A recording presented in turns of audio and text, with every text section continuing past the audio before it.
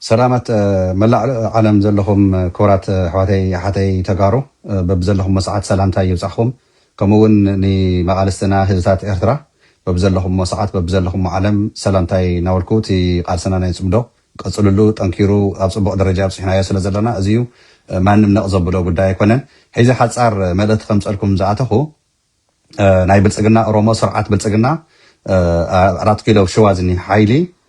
ተጋሩን ኤርትራውያንን ከሓዳማት ሒዙ እንታይ ይገብር ኣሎ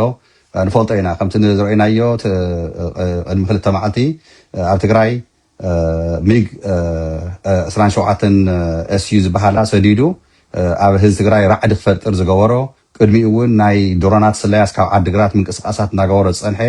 ኣብ ካርቱም ኣብ ሱዳን እንደገና ብድሮናት ካብ ባህር ዳር ተበጊሰን ናይ ሱዳን አየር መገዲ ወይ ድማ ናይ ነዳጅ ቦታ ዝወቅዓ ከም ዘለዋ ንፈልጥ ኢና ኣብዛ ሰዓት እዚኣ ግን ዘምፃትን ክትፈልጥዋ ዘለኩም ፖስት ዝገበርኳ ፌስቡክ ስለዘላ የምናልባት ሓደ ሰባት ብውሽጢ ከም ራዕዲ ዓይነት ፈጢርሎም ከይኸውን ኢሎም ሓሳብ ዝሃውን እውን ስለዘለው እዚኣ ንምክብራህ እየ ወፅኦ ዘለኹ ዛ ቪድዮ ኣብ ሰዓት ኣይኮነን ንግሆ እዩ ዘሎ ባይ ሒዚ ናብ ስራሕ ጋር እናተዘጋጀኹ ካብ ገዛ ክወፅእ ክብል እንከለኹ እየ እዚኣ ተገዲሰ ንህዝበይ ራዕዲ ዝኾነ ነገር ራዕዲ ከይፍጠር መብራህርሂ ክህብ ስርዓት ብልፅግና ኦሮሞ ብቆቦ ዘሎ ብደቡብ ትግራይ ብራያ ኣብ ራያ ከም ትፈልጥዎ ሙሉእ ተፀሪጉ ወፅኡ ብልፅግና ኦሮሞ ሰራዊቱ ኣብ ደቡብ ትግራይ ኣብ ራያ የለን ህዝቢ ራያ ህዝቢ ትግራይ ጅግና ዝኾነ ቀዳማይ ወያነ ዝመስረተ ህዝብና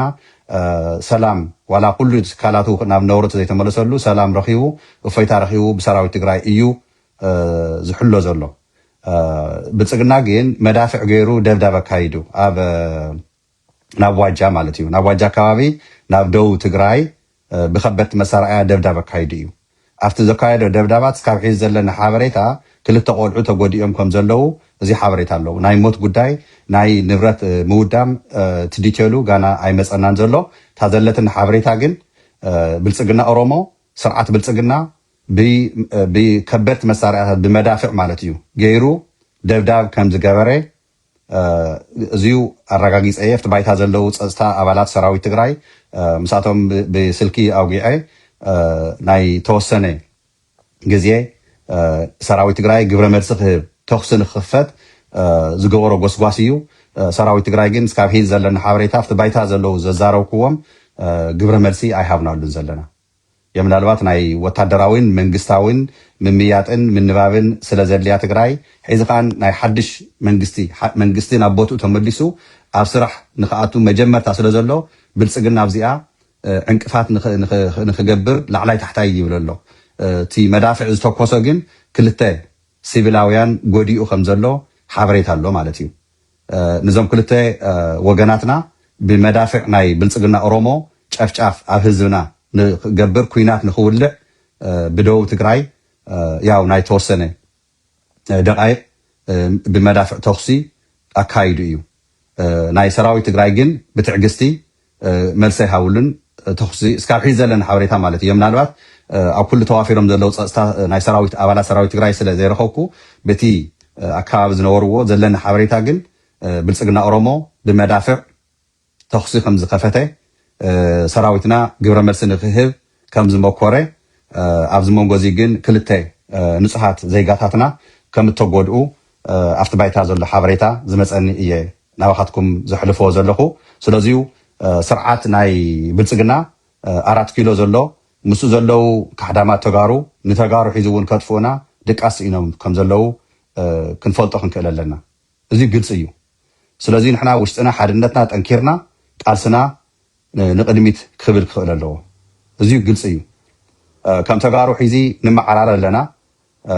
ዶክተር ደብረፅዮን እቲ ቤት ምክሪ እቲ ማእከላይ ኮሚቴ ሕወሓት ሓርዩ ናብቲ ዝነበሮ ስልጣን ናይ 2012 ህዝቢ ትግራይ ዝመረፆት መንግስቲ ናብ ቦትኡ ተመሊሱ ስርሑ ንክጅምር ሒዚ ተስፋ ንገብር ከምኡውን እቲ ካቢነ ናይ ትግራይ ሕግታት ናይ ትግራይ ተጣሒሶም ስርዓት ኣልባውነት ኣብ ትግራይ ነጊሱ ስለ ዝፀንሐ ብግዝያዊ ምድንጋራት እዚ እውን ክመዓራረ ዝስራሕ ዘሎ ስራሕቲ ቶሎ ኢልና ንሕና እውን ደገፋት ንክንገብረሉን ቶሎ ኢሉ ጠንኪሩ ሽቱኡ ንክወቅዕን ክላበኩም ይደሊ መቃልስትና ኤርትራውያን እውን ጠንክሩ ኣዮና ራዕዲ ዘፍጥረና ጉዳይ የለን ኣብዚዩ ጠንኪርና ንቃለስ ኣለና ንቐፅል እዚ ቃልሲ እዚ ከዓነ እየ ክንዕወተሉ ምዃንና ኣይትረስዑ። ሱዳን እውን መጠንቀቕታ ንኢትዮጵያ ሂባላ እያ። ሱዳን ኤርትራ ጎንና ኣላ፣ ፋኖ ጎንና ኣሎ፣ ዓፋር ኣብ ጎንና ኣሎ፣ ናይ ኦላ ሓይሊ ናይ ኦሮሞ ኣብ ጎንና ኣሎ። እዚዩ ስርዓት እዚዩ ናይ ብልፅግና ንክእለ ናይ ግዜ ጉዳይ እምበር ንሕና ተሎ ኢልና ሕዚ ነገር እዚዩ ናብ መኸተና ክንኣቱ ክንክእል ኣለና። ስለዚ እዚ ብልፅግና ዝተኮሶ መዳፍዕ ናብ ትግራይ ያው ክልተ ንጹሃት ወገናትና ተጎዲኦም ኣለው እዮም። ቀፂሉ ዝመፅእ ሓበሬታ ኣብቲ ኖርማል ብኣና ርፍድ ምስለ ዝመፀኩም ቪድዮ ኣስፈሕቢለ መደባት ሒዘ ክምለሰኩም እየ። ንሒዚ ግን እዚኣ ከም ሓበሬታ መብራህርሂ እታ ፖስት ገይርያ ዘለኹ ተዳናገፅኩም ሰባት ክትህሉ ስለትኽእሉ ኩናት ኣይኮነን ተካይዱ ደብዳብ እዩ ኣካይዱ ብልፅግና ብመዳፍዕ ገይሩ ደብዳብ ናብ ትግራይ ደብዳብ ኣካይዱ ሰራዊት ትግራይ ግን ኩናት ክኸፍት ስለ ዘይደሊ ንሕና ሒዚ እውን ደለይቲ ሰላም ስለ ዝኾንና ሰላም ስለ ዝኾነ ሕርየና ናብ ኩናት ተኣቲና እንታይ ዓይነት ዋጋ ከም ዘኸፍል ስለ ዝርድአና ብትዕግስቲ ሒዚ እውን ንሓልፎ ኣለና። ቅድሚ ሕዚ ኣብ ወጀራት ሰራዊት ትግራይ ብድሮን ተቐቲሎም እዮም። ኣብ ፀለምቲ እንታይ ከም ዝገበሩና ንፈልጥ ኢና። ኣብ ቆላ ተንብየን ኣብ እንትጮ ኣብ ገንደፍታ ብድሮን ጨፍጫፍ ኣካይዱ እዩ ብልፅግና ኦሮሞ። ስለዚ እዚ ስርዓት እዚዩ ናይ ብልፅግና እና ደገፍቱ እየ ዝብል ዘለኹ ብልፅግና ኦሮሞ ክብል ከለኹ ህዝቢ ኦሮሞ ኣይኮነን ዝብል ዘለኹ እቶም ደገፍቱ ስርዓት ናይ ብልፅግና ዝድግፉ እዚ ዝኒ ሒዚ ስርዓት ናይ ብልፅግና ኦሮሞ ንሕና ኣዚና ተረዲኡና ኣሎ። ንትግራይ ንምጥፋእ ንኤርትራውያን ንምጥፋእ ዝሰርሖ ዘሎ ስራሕቲ ብጥንቃቄ ተሎ ኢልና መኸተና ኣቲና ስርዓት እዚ ክእለ ክንቃለስ ንክእል ኣለና። ኣየኹም ኣሕዋተይ ዓለም ሙሉእ ዘለኹም ሰላም ኩሉ የብ ዘለኹም ግዜ ክወስደልኩም ኣይደልን። ሓፃርያታ መልእኽተይ እዚኣ ትመስል እታ ተገብረት ኩናት ግን የለን።